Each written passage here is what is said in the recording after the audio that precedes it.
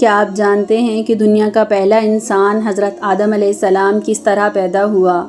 ان کی زندگی میں کیا کچھ ہوا اور ان کا قد کتنا تھا، لیکن ان کی کہانی میں صرف یہ نہیں، یہ ایک ایسی داستان ہے جس میں آزمائشیں، غلطیاں اور اللہ کی بے پناہ رحمت شامل ہے۔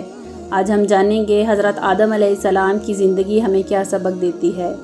ویڈیو کو سٹارٹ کرنے سے پہلے اگر آپ ہمارے چینل پر نئے ہیں تو لائک اور سبسکرائب کر دیں۔ حضرت آدم علیہ السلام کا قد 90 فٹ تھا اور ان کی عمر تقریباً 1000 سال بتائی جاتی ہے۔ یہ اس وقت کی بات ہے جب آسمانوں میں اللہ تعالیٰ کی حکمت کے تحت ایک نئی مخلوق پیدا کی جانے والی تھی۔ اللہ تعالیٰ نے اپنی مرضی کے مطابق ایک خاص قسم کی مٹی کو چنا جو زمین کے مختلف حصوں سے جمع کی گئی تھی۔ یہ مٹی اس زمین کی تھی جو سرسبز سبز اور شاداب تھی، جہاں زندگی کے ہر رنگ موجود تھے۔ اس مٹی میں اللہ تعالیٰ نے اپنی قدرت کی نشانیوں کو جمع کیا۔ جب اللہ تعالیٰ نے اس مٹی کو چنا تو پھر اس مٹی کو اپنے ہاتھوں سے گوندھ کر ایک خاص شکل دی۔ اللہ تعالیٰ نے فرمایا، میں ایک ایسا انسان پیدا کر رہا ہوں جو میری عبادت کرے گا، اور زمین پر بھی میری عبادت کرنے کے لیے پیدا کیا جا رہا ہے۔ یہ مٹی بہت خاص تھی کیونکہ اس میں زندگی کی ابتدائی صفات تھیں۔ اللہ تعالیٰ نے اس مٹی میں ایک بہترین شکل میں حضرت آدم علیہ السلام کو پیدا کیا۔ حضرت آدم علیہ السلام کی تخلیق کا وقت آیا۔ اللہ تعالیٰ نے جب حضرت آدم علیہ السلام کی شکل بنائی، پھر ان کی آنکھوں میں روح پھونکی۔ جیسے ہی اللہ تعالیٰ نے روح پھونکی، حضرت آدم علیہ السلام زندہ ہو گئے۔ انہوں نے اپنے گرد گرد کی دنیا کو پہلی بار دیکھا۔ اللہ تعالیٰ کی قدرت کی شاندار نشانیوں کو محسوس کیا۔ اللہ تعالیٰ نے حضرت آدم علیہ السلام کو علم بھی عطا کیا، انہیں ہر چیز کے نام بتائے تاکہ وہ چیزوں کی پہچان کر سکیں۔ حضرت آدم علیہ السلام کو علم و حکمت کی دولت سے بھرپور کیا گیا۔ اللہ تعالیٰ نے انہیں جنت میں بھیجا جو کہ ایک خوبصورت باغ تھا جہاں ہر قسم کی نعمتیں تھیں۔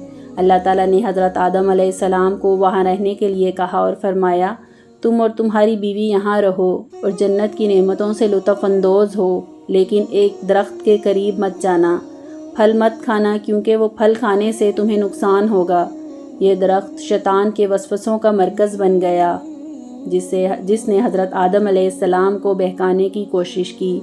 ایک دن شیطان نے حضرت آدم علیہ السلام کے سامنے آ کر کہا، کیا تمہیں معلوم ہے اگر تم اس درخت کے پھل کھاؤ گے تو تم ہمیشہ کے لیے جنت میں رہو گے؟ حضرت آدم علیہ السلام نے ان کے وسوسوں کو سمجھتے ہوئے کہا، اللہ تعالیٰ نے ہمیں اس درخت کے پھل کھانے سے منع کیا ہے اور ہم اس کی نافرمانی نہیں کر سکتے۔ لیکن شیطان نے انہیں مایوس کیا اور آخرکار حضرت آدم علیہ السلام نے اللہ تعالیٰ کی نافرمانی کی۔ جب انہوں نے درخت کا پھل کھایا تو فوراً ان کی پوشیدہ چیزیں ظاہر ہو گئیں اور انہیں اپنی غلطی کا احساس ہوا۔ اللہ تعالیٰ نے انہیں جنت سے نکال کر زمین پر بھیج دیا جہاں ان کے لیے ایک نئی نسل کا آغاز ہوا۔ اللہ تعالیٰ نے حضرت آدم علیہ السلام اور ان کی بیوی حضرت حوا علیہ السلام کو زمین پر بھیجا اور کہا، اب تم یہاں رہو گے اور تمہیں اپنی زندگی کی مشکلات کا سامنا کرنا پڑے گا۔ حضرت آدم علیہ السلام نے اپنی نئی زندگی کو شروع کیا۔ انہوں نے اللہ تعالیٰ سے توبہ کی اور اللہ تعالیٰ نے انہیں معاف کر دیا۔ زمین پر آ کر حضرت آدم علیہ السلام نے اپنے بچوں کی تربیت کی اور انہیں علم دیا اور انہیں اللہ تعالیٰ کی عبادت کا درس دیا۔ اس کے بعد حضرت آدم علیہ السلام کی نسل بڑھنے لگی اور ان کے ذریعے انسانیت کی تاریخ کا آغاز ہوا۔ حضرت آدم علیہ السلام نے اپنی زندگی میں اللہ تعالیٰ کی رضا کی کوشش کی اور اپنے بچوں کو بھی یہی سکھایا۔ حضرت آدم علیہ السلام نے اپنی زندگی اللہ کی راہ میں گزاری اور اپنی قوم کے لیے ایک مثالی نمونہ پیش کیا۔ جب ان کی عمر ختم ہوئی تو انہوں نے اپنے بیٹوں کو وصیت کی کہ اللہ کی عبادت کرتے رہیں اور ہمیشہ نیک عمل کریں۔